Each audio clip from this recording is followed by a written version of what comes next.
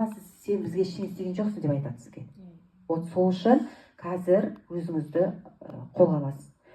Кінәламайды, сабақ аламыз, өсеміз, дәріс кеттік. Жаңағы болашаққа мақсат қоямыз. Мақсатыңыз бар ма? Қандай мақсат жақын араға қойдыңыз?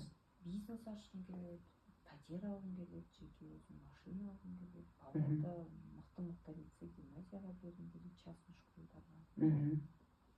Өзіңіз үшін қандай мақсат қойдыңыз жақын арада?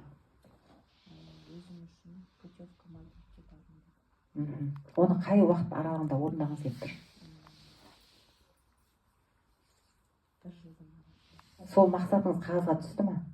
Қағазға мен общий жазыппын, қағазға түсті да. Мен бүкіл мемлекетті қыдырып путешествовать еткен жақсы көреді екенмін. Саяхаттаған жақсы көресіз. Туғаныңыз қашан? Желтоқсан 14-ші. Сізге тапсырма үйге барған кезде жаңағы сіз айтып отқан үй, машина ол самый необходимый нелер ғой.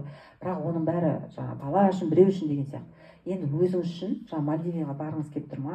Соны қағазға жазасыз, мақсат қыласыз. Ол қазір арман болып тұрса, қағазға түскенде мақсат болады. Енді сосын сол мақсатқа жету үшін сіз қандай қадамдар жасайсыз? Соны жазып шығасыз. 1, 2, 3 мынаны жасаймын. Сосын сол не бойынша ары қарай әрекет ете бересіз. Иншалла, Алла Тағала мақсатыңызға оңай жеңіл жетуді нәсіп етсін. Жеңілдеңіз.